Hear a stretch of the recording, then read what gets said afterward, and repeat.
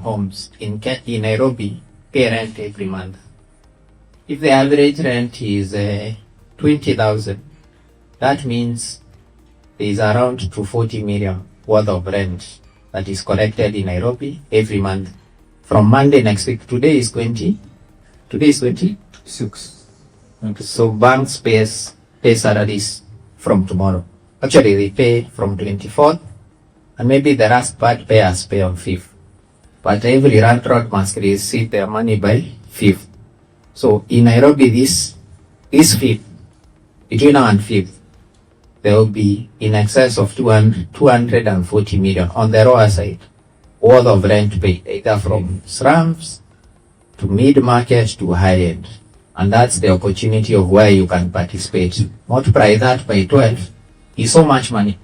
That's the reality of our opportunity. Even as I share all these insights, I don't think you want to buy a property and it's idle. You're not buying land and allowing it to be idle. You're buying a portfolio that can be generating income while you're here passively. You don't need to struggle around it.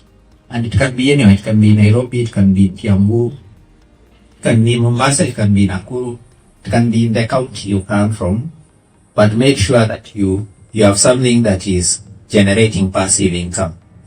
But basically what we do, we build rent houses. We give you the opportunity to pay them over 24 months. And you earn rental income of between 20,000 all the way to 500,000 shillings, depending on the location. There are two components of real estate. There is the rental and the capital appreciation. The rental, for instance, this is Riverbank in Two Rivers. The unit was 15 million. The rent today is 150,000. So 150 times 12, that's 300. No, is it 300? Yeah, something, yeah. It's not 300, 150 times 12, you may divide by 15. The rental yield is 10.5 or 10.6%. The market average is 7%. So in a period of 7 years, you get your money back. That's one. These units that were selling for 15, the market price now is 17. There's 2 million of paper value uplift. You can only get that gain if you sell it. So in our rate of return, we don't want to promise you something you might not realize until you sell. But for the ones that we've done, for instance, this Riverbank, this is complete. 1 bed was 15 million, now it's 17, rent is 150. 2 bed was 21, now it's 25, rent is 200. 3 bedroom was 25, now it's 37, rent is 250. That has happened. But I can go to Vipingo because times are unique. Vipingo, the bungalows were selling for 13, now they are 17, and the rent is 100K. So in different locations, we have different price points, but what we try and do is to make sure that you can get a rental yield of 9-10% and above, which is higher than the market average. My name is Mick. I have very little connection with Kenya other than the love of a beautiful Kenyan woman. And as a British citizen, are there any barriers for me investing in one of these projects, either as a buy to rent or a buy to live? Thank you. Thank you. That's a good connection to have with Kenya. But there's no barrier. Foreigners are allowed to own property in Kenya. What you require is a KRA DIN certificate, which we support you to get. You get a 99-year lease, which will be renewed by government that will be there then. And you just, if it's for investment, you just do the normal rental income return, but there is no restriction whatsoever on a foreigner owning property. And we have many who are not Kenyan citizens who own property within our developments. Yeah, if you go through all your presentation figures, there is a nitty-gritty figure that you have not mentioned. there is a charge normally called service charge. Because I understand most of these houses when you pay, there is a service charge at the end of the month. It's not like, oh, I've given you 4 million, that's it. At the end of the month, I have to remit a certain amount called service charge. So in all your presentation, there is now a way and see, maybe if there was a column, for example, that unit 1 bedroom, 4.9 million, at least another column to show the service charge on all the properties, because I know maybe some people don't know that if you buy a house, you have to be paying some amount at the end of the month. It's not like all rosy that I've already paid, now that's it. And then it brings up issues because some property developers make it a trend. Now you've bought the property, this is an opportunity to milk money from you. After every 6 months, when you bought the unit, it was 4.9 million, and your agreed service charge per month was, let's say, 10,000. So after 6 months, you wake up, the developer tells you, we've increased the service charge. You want to change security from PK security to G4S. Because I understand properties like Palm Ridge property, it's a nice property, so you need a security company, you need to maintain the lights, the swimming pool, security, a lot of stuff to maintain the whole property. For example, like the ones in Vipingo, because I can't be alone maintaining the lights, the roads, and the swimming pools and stuff. It's a big community. So this trend of service charge that we bought property in Vipingo Ridge. So after 6 months, we wake up, service charge has gone up from 10,000 to 15,000. After another 6 months, it has gone to 25,000. After another 6 months, what do you have to say about that? Because I haven't seen you mention anywhere about service charge on the property. Because most people have complained about that. So that is question number 1. Can I ask the second one? I haven't seen you mention anything about legal farm, because I don't know you don't know me. So I just can't sign a contract with you and give you 4.9 million. This is hard-earned cash. Tomorrow if I wake up, this presentation is not here, you are not in Jersey. Even if I land in Kenya, I don't know how to find you. So there is you, me, and there is the legal perspective. Where do I search? In case a lot of things happen, scams, corruption and stuff, projects not completed, where do I start from? There needs to be a legal firm, because I haven't seen you mention any legal partners you work with. If I have to buy the property, you as Centum Real, I as the buyer, and the lawyer. Who are the lawyers you're working with? Do you have your own lawyers as a company? Of course you do, it's a big company. But do you have the option as I, the buyer, coming with my own lawyer? Which is also a risk.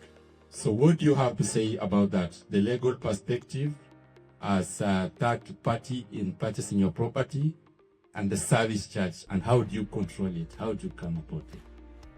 Thank you. Thank you.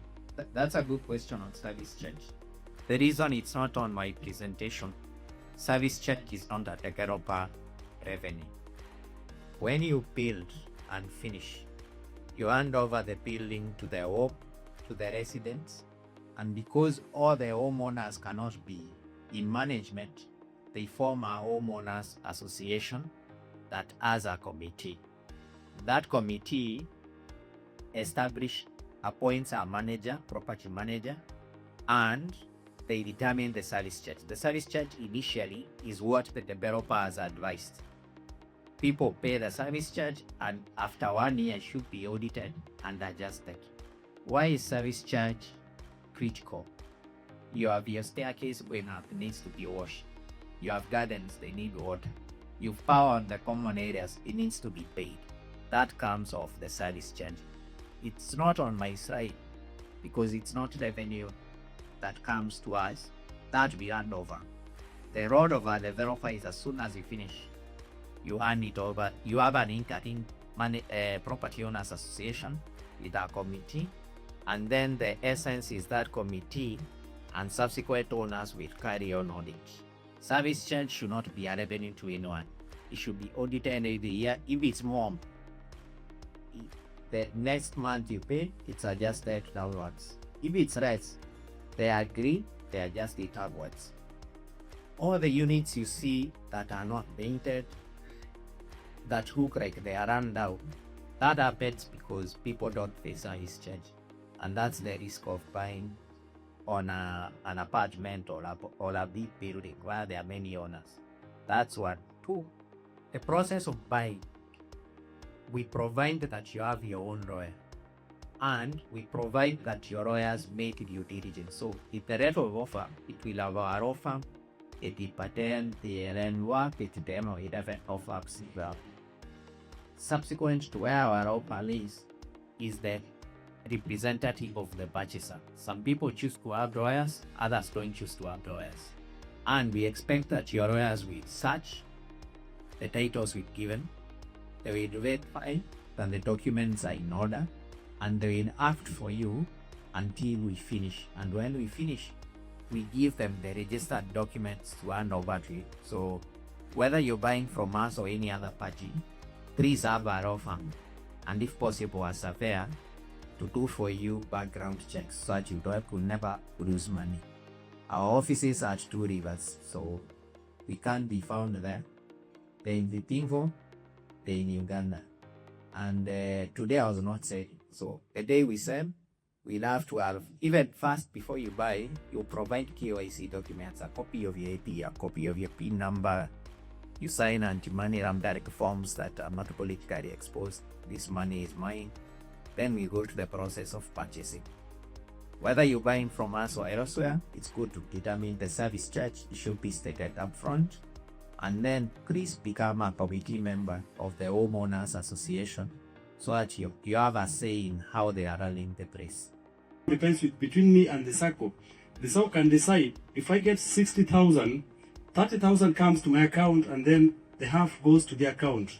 So I don't know whether you also guys also accept that. No, will not be, because the SACCO is your banker. So I'm providing financing to you. That's the arrangement between you and the SACCO. We'll not be able to be involved in that process. Where we can be involved is helping you join a SACCO, identifying which SACCO, and following up on they can finance you. We work with some Kenneth to survive from SACCO. We have a number of SACCOs that we work with. But the SACCO will not pay money unless the house is charged as security or you give them another collateral. They can't just pay money without a collateral. At the point of buying a house with you guys, I need to sign a letter of agreement. And let's say, for example, because this is something also a bit sometimes back. I bought a house in Langata and it was going for 3.5. For example, let's mean an example of me and you guys. You are the contractors, and then having buy that house with you, I had to contact my SACCO, which I was selling with them. Now the SACCO decided to clear the balance for me with you guys. But remember, I signed the agreement with you that I need a 3-bedroom house. Now a problem comes whereby I need to do the repayment. It is not you people now demand me to pay you the balance, but it is the SACCO. But now my other agreement with the SACCO was that I have, because now having paid the full amount from the SACCO, the house was given to me, although it was just given me partially, but not with the documents. Now I had a freedom or authority to put someone into that house so that the person could pay 60,000 rent. Then the money was coming direct to my account. It was my duty now to pay back to the SACCO. Now my question is, in an event of I defaulted to pay to the SACCO, then the SACCO will now maybe incur any kind of disciplinary or whatever action against me. Now to your question, because you are saying I have to sign an agreement with you people. If for example you have to direct me to the SACCO, having paid that full amount to the house, will you guys also allow me to rent out that house so that the house belongs to me, so that it is me to pay to the SACCO? Or how are you going to be coordinating between you people and the SACCO again? If the scenario described, I would write that scenario if I was a member of a SACCO, because there is no security. But what would happen? Let's say you identify a house with us. Let's assume you're buying this house, the one bedroom at 4.9 million. You come to us, you identify a house, you give us your documents, you sign a letter of offer. but what you have with you is 490,000. You don't have any other money, but you want the house. So we sign the house, you pay us 10% for 490,000. Then we recommend to you to go to join a SACCO, or if you're already a member of a SACCO, to speak to them to finance your house. The SACCO will give us an undertaking that you are the member. The day we finish construction, or the day the house is ready, we notify them so that they come and value the house and ascertain that it's at 4.9 million. Now the SACCO will not disperse money to us until the house is registered in your name and the SACCO. Just like if you buy a car on a loan, the car is registered in your name and the bank's name. Then when it's registered in your name and the SACCO's name, we will get paid based on the undertaking. Then you will be left with the obligation to pay now the SACCO. The day you finish paying the SACCO their balance, which is 4.4 something, 4.4 is when 4.41 is when they transfer now the unit fully to you. The day we receive our money 100%, we hand over the house to you so that you can give it to a tenant. Then the repayment from you to the SACCO could be rental income or your other saving or member contribution or whatever it is that you get your money for. But in terms of delivery timescales, there have been instances where companies, let's say for instance with SACCOs, they say we will deliver this in the next perhaps 2 years, and then 6 years down the line they are still constructing. What would be your comment in terms of Centum and the ability to deliver within the your prospectus, what you have said? Thank you for that question. So we've been North sector. We've been in both spectrums. In Vipingo, when we started, we finished our project 6-9 months ahead of schedule. We kept 2 rivers. We finished Riverbank and Rocks 3 months ahead of schedule. We came and started Luzizi and Cascadia. We are 6 months behind schedule. And the reason is this: the financing structure. This project was financed by IFC. It took several years to get to financial closure. So if you're buying, the first question to ask the developer is, how are you financed? Are you relying on my deposits to carry on with the construction? Do you have a bank facility with you? If you have, which bank? And how will I be given my title if I finish? What makes it difficult for people to finish on time? 1 is, are they fully financed? 2, you can finish on time, but you don't have the title documents with you. 3, which contractor are you using? Using a contractor who may not have the financial capacity, they can fail to deliver the project. So the lesson we've learned is, in the start cycle of business, you can finish on time. You may finish behind time, but you need to work with a developer who can at least demonstrate some track record of having finished. I've experienced both sides of the spectrum, but actually we are about to finish this project. But as we carry on this project, this business is real estate. I don't know what will happen many years down the line. They may not finish on time, they'll finish on time, but the track record may give you comfort that at least the project will be finished. Thank you so much for such valuable information. My question is, what do you see SACCOs or organized groups? We have plans as a community to invest together. What does that normally look like, and what would you advise us about that? Thank you. Let me attempt to answer. So the first question is the objectives of the group. You're putting resources together to invest in, do you want a return that is immediate, a recurring return, or do you want to create wealth over an extended period of time? So you can either buy land, which is the easiest and the simplest way to buy land, You subdivide it among yourselves. You can also buy an apartment block, furnish it. It becomes a serviced Airbnb, and you run it and gives you a return. Like all these UN guys who are coming in Nairobi can have 10, 20 apartments that you serve that market. You can also buy and build, but there you pay school fees. For those of you who know what construction, the money can run out even before you are off the ground, and your members will have a lot of colorful feedback. That's another risk of it. You can also take advantage of other opportunities, the money market, the bonds. And I think if you're able to pool resources, real estate is an easier route. That is a bit less of an headache to take advantage of opportunities. So where did I bought one apartment? You can buy 10 and negotiate a better discount, but then control the supply or the rent or the product of the market.